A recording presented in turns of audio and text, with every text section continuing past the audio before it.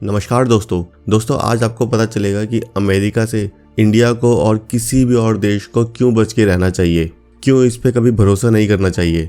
चलिए देखते हैं क्या हुआ इन बीते दिनों में। जब से रशिया और यूक्रेन की वॉर चल रही है तभी से यूरोपियन कंट्री और अमेरिका ने अब तक यूक्रेन की लगभग $350 बिलियन तक की मदद कर चुके हैं। इस पे ट्रंप ने कहा है कि 350 में से $200 बिलियन की मदद तो अकेले अमेरिका ने ही की है और यूरोप ने सिर्फ $150 बिलियन की मदद की है, और इसमें भी यूरोप का पैसा गारंटीड है कि यूक्रेन उन्हें वापस करेगा।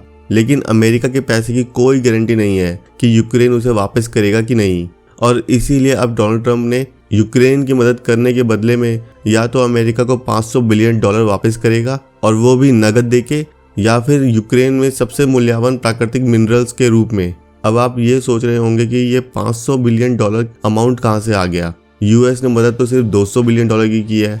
देखिए $200 बिलियन जो है वो सिर्फ वॉर के टाइम पे यूक्रेन को दिए गए थे, लेकिन उससे पहले भी अमेरिका 2014 से ही यूक्रेन की मदद कर रहा है रशिया के खिलाफ, जिसका अमाउंट अब $500 बिलियन से भी ज़्यादा हो चुका है। देखिए पहले तो अमेरिका भर भर के पैसा दे रहा था यूक्रेन को ताकि वो रशिया के खिलाफ लड़े, तब अमेरिका बड़ी सिंपैथी दिखा रहा था। और अब जबकि यूक्रेन पूरी तरह से बर्बाद हो चुका है, अब अगर यूक्रेन के पास कुछ बचा है तो उसके सिर्फ वहाँ के नेचुरल रिसोर्स, और अब अमेरिका उसे यूक्रेन से लेना चाहता है ताकि जितना भी पैसा उसे दिया गया है उसकी भरपाई हो सके, क्योंकि ट्रम्प जानते हैं कि यूक्रेन के पास मिनरल्स के भरमार है। यूक्रेन में लिथियम, टाइटेनियम, यूरेनियम और भी कई मिनरल्स का भंडार है। ट्रम्प की इस मांग को सुनकर यूक्रेन के प्रेसिडेंट जेलेंस्की चौंक गए हैं। जेलेंस्की भी चाहते हैं कि अब युद्ध रुक जाए, और वो ये भी जानते हैं कि ये युद्ध अमेरिका की मदद से ही रुक पाएगा, लेकिन इन शर्तों को वो मानना नहीं चाहते। उन्होंने ट्रम्प की इस मांग को मानने से साफ मना कर दिया है। उन्होंने कहा कि अगर वो इस मांग को मान लेते हैं तो यूक्रेन के लोग कई जनरेशन्स तक इस कर्ज का बोझ ढोएंगे।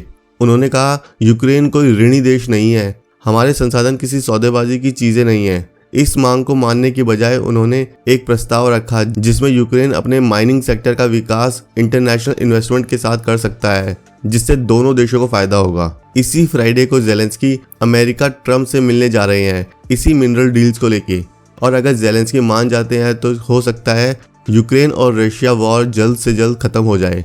लेकिन इससे भारत को ये सीखने को मिलता है कि कोई भी देश किसी की मदद यूं ही नहीं करता, खास तौर पे अमेरिका।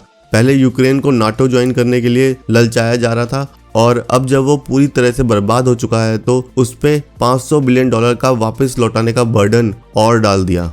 चलिए दोस्तों, क्या यूक्रेन को ट्रम्प की शर्तों को मान लेना चाहिए था या जेलेंस्की का इनकार सही है? हमें कमेंट में बताएं, और अधिक गहन विश्लेषण के लिए लाइक, शेयर और सब्सक्राइब करना ना भूलें। धन्यवाद।